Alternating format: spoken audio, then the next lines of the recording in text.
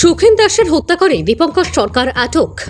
আগরতলার পূর্ব থানার অন্তর্গত সুখেন দাসের খুনের আসামিকে গ্রেপ্তার করল পূর্ব থানার পুলিশ। গত 18 মে প্রতাপগড় এলাকার চা ব্যবসায়ী সুখেন দাস দোকানের বাকি টাকা চাইতে গিয়ে এক বৎসায় খদ্দের দীপঙ্কর সরকারের ছোড়া ইটের আঘাতে গুরুতর আহত হন সুখেন। পরে আহতকে আগরতলা জিবি হাসপাতালে ভর্তি করা হয়। সেখানে চিকিৎসাধীন অবস্থায় 20 মে মঙ্গলবার মৃত্যু হয় সুখেন দাসের।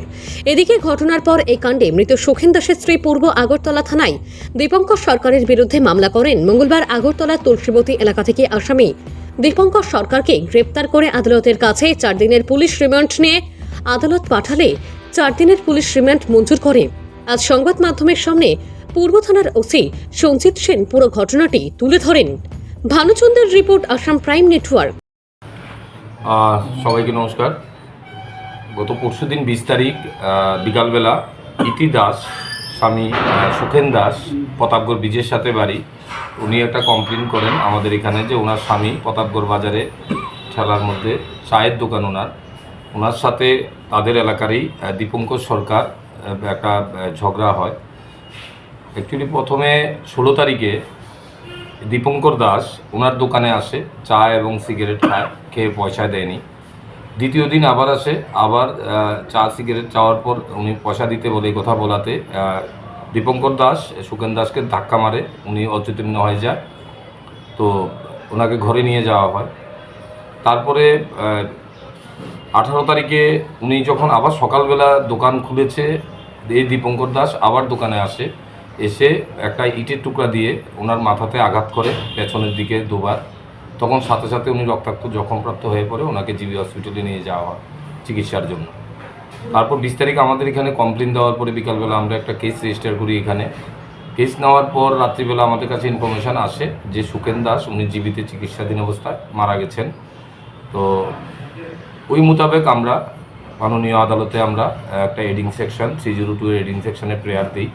সাথে সাথে আমরা যে দীপঙ্কর সরকার তাকে আমরা খুঁজে বের করি এবং তাকে অ্যারেস্ট করেই গতকালকে তাকে আমরা কোর্টে পুলিশ রিমান্ড চেয়ে আনি।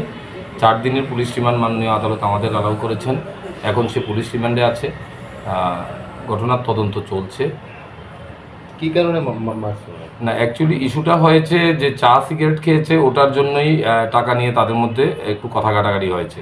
যখন ওনার কাছে টাকা চেয়েছিল দোকানদার সুখেন দাস, তখনই তাকে টাকা নেই বলে তার সাথে ঝগড়া শুরু হয়। তো ওই দিন টাকা দেয়নি, দ্বিতীয় দিনও আবার চেয়েছে, ওনাকে আর জিনিস দেয়নি। তো 18 তারিখ সকালবেলা সে এসে ইট দিয়ে ওনার মাথায় হঠাৎ আঘাত করে বসে। তার সাথে সাথেই উনি অসুস্থ হয়ে পড়েন, রক্তাক্ত জখমপ্রাপ্ত হয়ে পড়েন, ওনাকে জিবি হসপিটালে নিয়ে যাওয়া হয়। সন্ধ্যার সময় দিন উনি অপারেশন করেছিল, কিন্তু উনি রাত্রেবেলায় সন্ধ্যার পরটা দিয়ে উনি মারা গেছেন। সুখেন দাসের বয়স 55। অ্যাকচুয়ালি তাদের দুজনের বাড়ি এক জায়গাতেই, প্রতাপগড় ব্রিজের সাথেই বাড়ি, বাজারের পাশে, কাছাকাছি দুজনের বাড়ি। যাকে আপনারা অ্যারেস্ট করেছেন ওনাকে জিজ্ঞাসা করেছেন কী কারণে, কেন? না, এটাই উনি বলেছে আমার সাথে বকাবকি করেছে টাকা দেওয়ার জন্য। টাকা দিইনি, আমার কাছে টাকা ছিল না, তো এই জন্যই রাগে আমি মেরেছি। এখন পর্যন্ত এটুকু বলেছে, বাকি ইন্টারোগেশন চলছে। 4 দিন পুলিশ রিমান্ড থাকবে, আর কোনো তথ্য আমরা পাই কিনা সেটা আমরা দেখব। না, এমনিতে লোকালি ইনফরমেশন যেটা আমরা পাচ্ছি, ও মাঝে মাঝে গাঁজা টাজা এমন কিছু সেবন করে, এটা একটা ইনফরমেশন লোকালি থেকে এসছে। ওর নামটা কি? ওর নাম দীপঙ্কর সরকার, 33 বছর বয়স। বাড়ি এখানে প্রতাপগড় ব্রিজের পাশেই, পাশাপাশি কাছাকাছি বাড়ি দুজন। কী করে উনি? উনি কিছু করে না, এমনিতে ঘোরাঘুরি করে।